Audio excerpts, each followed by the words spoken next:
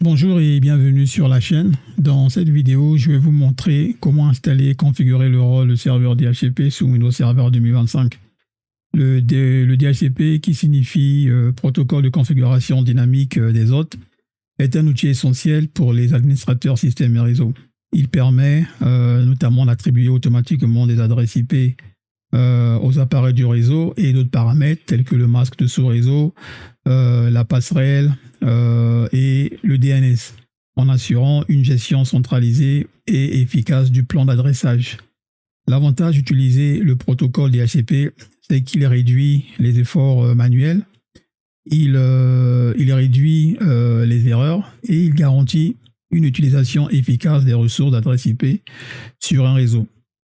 Comme vous pouvez le voir sur mon écran, c'est la topologie de notre laboratoire. Voici la configuration que nous allons utiliser dans notre environnement virtuel. Notre serveur exécute Windows Server 2025. Il s'appelle DC25 et joue le rôle de contrôleur de domaine avec les services Active Directory déjà installés. Il dispose d'une adresse IP en 172.16.16.125, d'un masque de sous-réseau de classe C, d'une passerelle qui est bien sur notre routeur, en ayant l'adresse IP 172.16.16.126 et d'un nom de domaine complet dc25.lab.local. Il fait également office de serveur DNS intégré à l'Active Directory. Du côté client, voici la plage d'adresse IP que nous allons attribuer dynamiquement: 172.16.16.2 à 172.16.16.126. Nous allons aussi exclure la plage d'adresse IP allant de 172.16.16.120 jusqu'à 126 afin de la réserver aux équipements nécessitant une adresse IP statique tels que les imprimantes réseau ou encore des serveurs supplémentaires. Allons maintenant dans notre serveur Windows. Mais avant de procéder à l'installation du rôle DHCP, nous allons finaliser la configuration du service DNS. À ce stade, notre serveur DNS est fonctionnel pour la résolution directe, c'est-à-dire la résolution des noms de domaine vers une adresse IP. Mais la résolution inverse, c'est-à-dire la résolution d'adresse IP vers un nom de domaine, n'est pas encore en place. Pour assurer une infrastructure DNS complète et conforme aux bonnes pratiques, nous allons créer une zone de recherche inversée correspondant à notre plage d'adresse IP. Nous allons ajouter un enregistrement PTR afin d'établir une correspondance entre une adresse IP et un nom de domaine. Et nous allons configurer des redirecteurs DNS vers des serveurs DNS externes. Je vais utiliser Cloudflare pour optimiser la résolution des noms en dehors du réseau local. Ces étapes sont, on va dire, essentielles pour garantir la cohérence des résolutions DNS, notamment dans un environnement Active Directory où les enregistrements PTR sont utilisés pour diverses fonctions de sécurité et de diagnostic. Pour ce faire, nous allons cliquer sur Gérer, ensuite choisir l'option DNS. Dans la console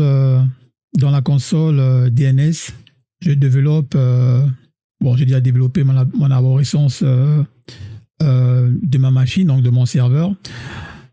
Si nous développons zone de recherche directe, donc Forward Lookup Zone, ici, nous pouvons voir que la zone de recherche directe a déjà été ajoutée et configurée automatiquement lors de l'installation des services de domaine Active Directory. En revanche, si l'on clique sur la zone de recherche inversée, on remarque qu'elle n'a pas encore été créée, donc elle est vide. Avant de procéder à sa création, je vais vous montrer le problème que cela peut engendrer lorsqu'elle est absente. Nous allons cliquer sur notre serveur, nous allons faire un clic droit et nous allons sélectionner lancer un slookup. On peut voir dans l'invité de commande l'adresse IP du serveur est bien détectée, mais qu'elle est associée à un serveur inconnu. Même si je tente de résoudre le nom de domaine lab.local,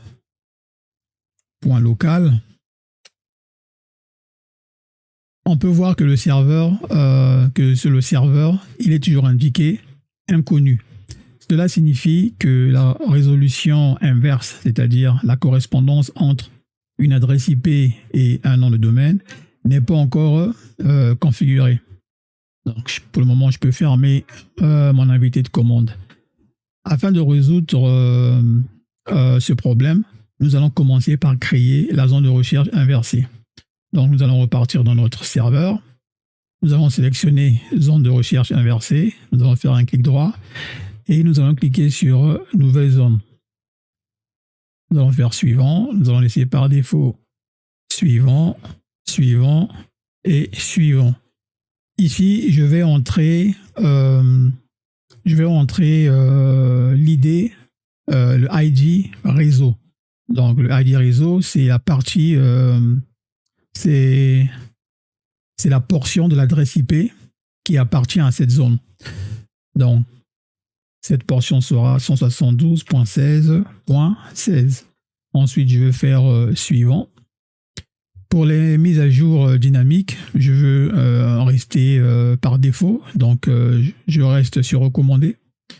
Je fais suivant. Et je clique sur fini. Et si on développe notre arborescence de la zone de recherche, on peut voir ici que notre zone de recherche a bien été créée. Mais si on essaye de refaire un nouveau test, je sélectionne mon serveur, je fais launch. Donc, si on refait un nouveau test, on aura toujours le même problème. Même si j'essaie de résoudre mon nom de domaine en adresse IP, nous aurons toujours ce même problème.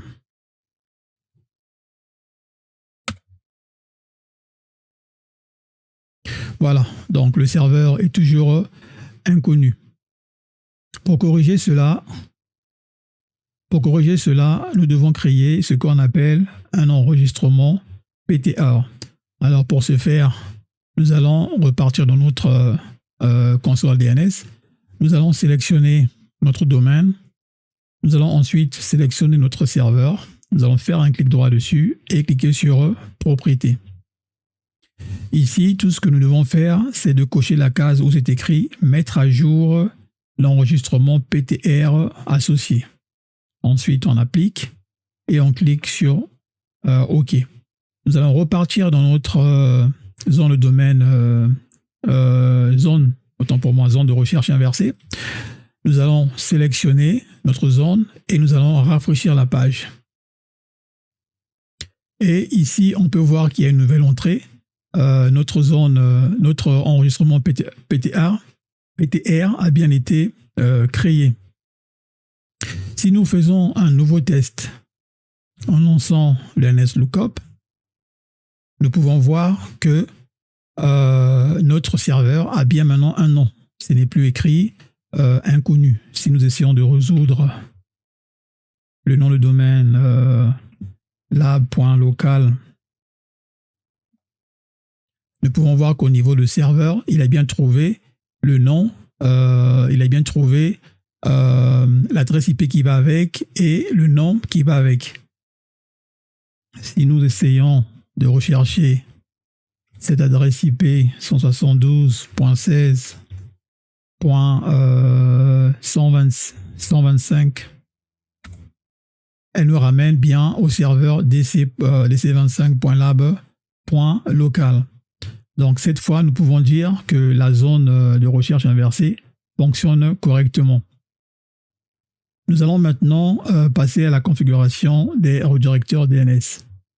Alors, les redirecteurs DNS vont permettre à notre serveur de demander de l'aide à un autre serveur DNS quand il ne connaît pas la réponse. Donc pour ce faire, nous allons rester sur notre serveur DC25, nous allons faire un clic droit et aller sur Propriétés. Une fois sur Propriétés, nous allons cliquer sur Redirecteur, donc Forwarders, et nous allons aller sur Edit, Modifier. Et ici, je veux rentrer les adresses DNS publiques de Cloudflare. Vous pouvez rentrer les adresses publiques de Google aussi. Mais moi, je préfère Cloudflare. Donc, une fois l'adresse entrée, écrit, n'oubliez pas de cliquer sur Entrée pour l'enregistrer. Ensuite, je vais mettre une deuxième. Au cas où la première ne fonctionnait pas, la deuxième prendra le relais. Et je clique sur Entrée. Donc, mes deux adresses sont bien ouvertes. Donc, elles ont été acceptées. Je clique sur OK. J'applique et OK. Voilà pour la configuration DNS. Donc là, nous avons terminé avec nos DNS. Ils fonctionnent correctement. Maintenant, nous allons installer le rôle DHCP. Pour installer le rôle DHCP, nous allons nous diriger sur l'option Gérer, donc Manage. Nous allons ensuite cliquer sur Ajouter des rôles et fonctionnalités. Nous allons cliquer sur Suivant. Nous allons laisser par défaut Suivant, Suivant. Ici, nous allons cocher serveur DHCP et nous allons rajouter des fonctionnalités. Nous allons cliquer sur Suivant, Suivant, Suivant. Nous allons cocher la case Redémarrer automatiquement le serveur si nécessaire. Nous allons mettre oui et nous allons cliquer sur Install. Alors, l'installation prend un moment. Donc, nous allons reprendre une fois l'installation terminée. L'installation est terminée. Je vais cliquer sur compléter la configuration DHCP. Ici, le serveur nous dit qu'il va créer deux groupes de sécurité. Donc, le premier groupe, c'est le DHCP administrateur et le deuxième groupe, c'est le DHCP utilisateur qui seront ensuite autorisés dans l'Active Directory pour éviter que d'autres serveurs DHCP non autorisés ne perturbent le réseau. Suivant. Ici, nous devons spécifier les informations d'identification pour autoriser ce serveur DHCP dans Active Directory. Je vais utiliser mon compte administrateur du domaine pour finaliser l'autorisation. Donc, je laisse par défaut. Je clique sur Commit, Close, Close. Je vais maintenant redémarrer mon serveur pour repartir sur une base propre. On se retrouve après le redémarrage. De retour dans le gestionnaire de serveur, nous pouvons remarquer que la case du DHCP serveur a été rajoutée. Donc l'installation s'est bien passée. Par contre, nous avons des services qui ne se sont pas lancés. Donc au lieu d'attendre que ces services se lancent, nous allons les lancer manuellement. Parce que ces services ont un temps de lancement. Ils ne se lancent pas au même moment que le serveur. Donc, ils prennent un petit temps, mais nous allons anticiper tout ça. Ensuite, je vais rafraîchir. Voilà, tout est bon. Donc, maintenant, nous allons configurer le rôle DHCP. Nous allons aller sur Outils. Ensuite, nous allons cliquer sur DHCP. Je vais agrandir la console DHCP. Je vais développer l'arborescence de mon domaine et celui de l'IPv4. Pour le moment, on peut voir il n'y a encore rien dans notre console. Donc, pour commencer à créer une nouvelle étendue, nous devons sélectionner l'IPv4, faire un clic droit dessus et cliquer sur Nouvelle étendue, donc New Scope. Ensuite, je vais cliquer sur Suivant et je vais donner ma nouvelle étendue un nom. Donc, moi, je vais faire simple, je vais l'appeler Scope 1. Je vais ensuite cliquer sur Suivant. Ici, je vais maintenant définir la plage d'adresse à attribuer dynamiquement au PC client. Donc, nous avons dit l'adresse du début, c'est la 172.16.16.2. et l'adresse de fin 172.16.16.126. Pour le masque sous réseau, nous sommes en CDR Notation 25. Donc, je vais simplement écrire 25. Donc, voici en bas notre masque qui finit par 128. Je vais ensuite cliquer sur Suivant. Ici, je vais rajouter la plage d'exclusion que nous avons mentionnée dans notre schéma. Donc, nous avons dit 172, 172.16, nous avons dit .120, 172.16.16.126. Ensuite, on va cliquer sur Add. Je me rassure que tout est bon. Et nous allons cliquer sur Suivant. Pour la durée du bail, il faut bien sûr la spécifier. C'est au fait pendant laquelle un client conserve une adresse IP avant d'interroger le serveur DNS pour vérifier qu'il peut continuer à utiliser cette adresse. Donc, nous allons laisser par défaut 8 jours. Suivant. Je laisse par défaut cette option. Je veux maintenant configurer les options DHCP. Ici, je vais spécifier l'adresse de la passerelle, donc de mon routeur pfSense. Je n'oublie pas de cliquer sur Add. Ensuite, je clique sur Suivant. Le domaine et l'adresse IP et le serveur, on va dire, sont automatiquement enregistrés. Tout ce qui n'enregistre pas automatiquement, c'est le nom. Donc ici, je vais mettre DNS pour faire beau. Ensuite, on clique sur Suivant. Cette option, le WINS, elle est obsolète aujourd'hui. C'est au fait le prédécesseur du DNS. Donc, on laisse par défaut. Nous allons simplement cliquer sur Suivant. Oui, nous voulons activer notre étendue de suite. Donc, Suivant et Finish. Alors, nous pouvons voir un point d'exclamation sur notre IPv4. Normalement, nous allons seulement rafraîchir la page, mais au cas où, après l'actualisation, ça ne fonctionnait pas, vous pouvez faire un clic droit sur IPv4, plutôt sur le domaine. Vous faites un clic droit, vous allez sur All Tasks et vous redémarrez votre serveur DHCP. Mais vu que là, le rafraîchissement a fonctionné, donc nous n'avons pas à faire cela. Je vais ensuite cliquer sur Scope. Nous pouvons voir que nous avons pas mal de dossiers qui ont apparu, tels que l'adresse pool. L'adresse pool, au fait, vous donne les informations sur l'étendue que vous avez créée et sur les adresses IP que vous avez exclues. Au niveau des baux d'adresse, pour le moment, c'est vide pour une simple et bonne raison. Il n'y a encore aucune machine qui s'est connectée au réseau. Lorsqu'on aura une machine ou des machines qui vont se connecter au réseau, eh ben, nous aurons des informations. Au niveau de la réservation, nous n'avons rien réservé.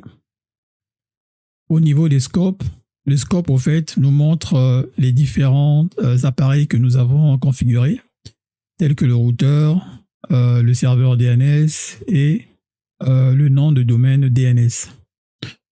Ici, nous n'avons plus rien à faire. Nous allons maintenant sur un poste client pour vérifier le bon fonctionnement du service DHCP. Je me suis connecté sur le poste client. La première des choses que je vais faire, c'est d'aller dans la fenêtre de connexion réseau. Pour ce faire, je vais cliquer sur la touche Windows de mon clavier et je vais écrire la commande ncpa.cpl.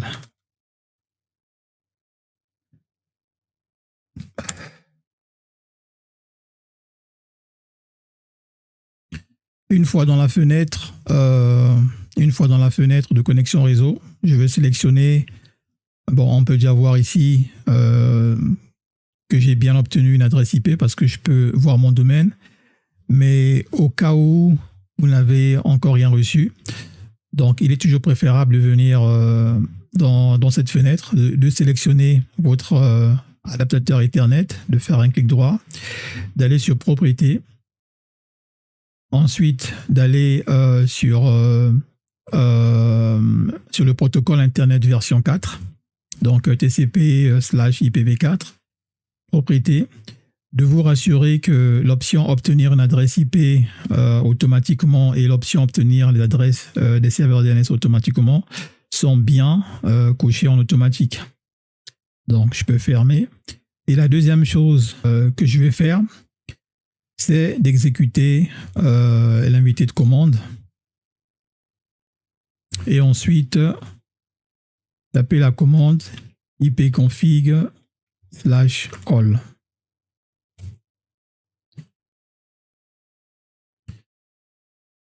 Alors, ici, on peut voir les éléments qui confirment que le protocole DHCP a correctement attribué les paramètres réseau au poste client, tels que lab.local. Nous avons l'adresse IP qui lui a été attribuée. Donc, ce poste, il est en 172.16.16.2. Il a un masque ce réseau de classe C qui est en CDR notation 25, donc qui finit par 128, donc 255.255.255.128. Nous pouvons voir ici des informations, notamment concernant la date de début et la date d'expiration du bail. Nous avons l'adresse IP de notre routeur, donc la passerelle. Nous avons l'adresse IP de notre serveur DHCP et l'adresse IP du serveur DNS qui est en 125. Maintenant, nous allons retourner sur notre serveur. Dans la console DHCP, nous allons cliquer sur les bouts d'adresse. Pour le moment, il est vide. Nous allons faire un clic droit dessus et nous allons cliquer sur rafraîchir, comme on peut cliquer ici. Donc vous avez deux choix. Alors ici, nous pouvons voir le poste client connecté. Nous pouvons aussi voir l'adresse IP qui lui a été attribuée. Nous avons aussi le nom d'hôte. Nous avons le domaine et nous avons la date d'expiration du bail. Cette fonctionnalité baud d'adresse est très utile pour suivre en temps réel les connexions du réseau et les adresses IP attribuées. Nous venons de finaliser l'installation et la configuration du rôle DHCP sur Windows Server 2025. J'espère que ce tuto vous a été utile et qu'il vous a permis de mieux comprendre le fonctionnement du DHCP, aussi bien dans un environnement professionnel que dans un laboratoire personnel. Pensez à liker la vidéo si elle vous a aidé. Partagez vos retours ou encore vos questions dans les commentaires. N'oubliez surtout pas de vous abonner à la chaîne pour ne rien manquer des prochaines vidéos. Merci d'avoir regardé et je vous dis à très bientôt dans un nouveau tuto.